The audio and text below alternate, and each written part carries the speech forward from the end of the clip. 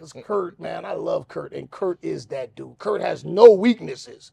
At his peak, wrestling promos, Kurt was scary. Kurt could make you laugh. Funny, yeah. Kurt could kill you. Yep. But Bret, man, Bret was like, the hitman. Man, the hitman. Man. And you said the storytelling, his approach to storytelling as he told the story and the match unfolded. I'm going to go with Bret Hart. Pure wrestler, storyteller, bell to bell. I'm going to give him the nod over Kurt. And it's as they say, a cunt hair. Frog's hair. They also say that.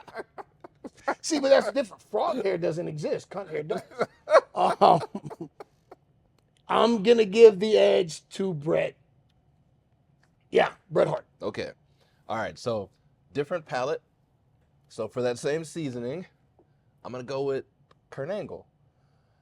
I don't need to run down the list. You gave it to us already on why he's one of the best. But his ability in the ring to... Bret Hart, better technician. But overall, better wrestler to me, professional wrestler. I give it to Kurt Angle. And one of the reasons is no matter what's happening within the story, he has that one move that you can just immediately go to and just end it when he gets you in the ankle lock. I know where you're going. Are you serious? Yes, I know where you. Are you serious? Yes. I'm gonna go with that. Ankle lock, sharpshooter. Nah. I'm gonna go with Kurt for over the sharpshooter as well. Okay. And I think folks out there are gonna really agree with me that it's Kurt Angle over Bret Hart. My opinion is, and once we look at the responses, and I'm looking forward to hearing from all of you, my opinion is that the response will be age-based. Okay. I think our older audience will probably lean more towards Bret, whereas our younger audience may lean more towards Kurt. Okay. And in this situation, normally when we go back and forth, we talk about who's right and who's wrong. I think in this one, there's no wrong answer. It is just a matter of palate. Yeah. And that's seasoning. That's seasoning. That's seasoning. And I think this Bret just Salt Bay has a different seasoning that goes along with his in-ring storytelling. And I give him a slight nod over Kurt. Okay. But what do you think? MVP, Dwayne Swayze, or you? What's your opinion? And there's no ties in this. There's no, you got to pick. And you could make a tie, but you got to make a choice. I'm gonna give the nod to Bret Hart. Okay. Frog hair, cunt hair. It's a matter of preference. All right.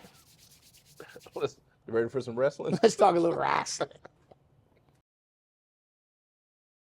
Have you guys liked yet? Have you commented? Have you subscribed? Have you shared with a friend? Hey, listen, real talk. If you're a regular viewer, I'm going to ask you, take a moment right now and subscribe, because we're getting hundreds of thousands of views, but you guys aren't subscribing to the tune that you're watching. So give me that subscribe. I should have 100,000 subscribers now. Of course. Come on. Just take a moment right now, hit subscribe, and then I'll start talking to you about a little wrestling, because he got questions. And I got stories, too. Got some good stories for you. Well, I got stories. So, P, when a babyface comeback starts dying mid-match, I know we've touched on this a little bit before, but what micro adjustments bring the crowd back without changing the planned finish?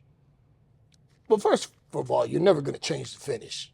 The only way you change the finish is if it gets called in, because that's happened to me. I've told that story before where Vince changed the finish going into the finish. In my comeback, Vince called in and said, Cody's up. I've told that story. In this situation, the comeback shouldn't be in the middle of the match.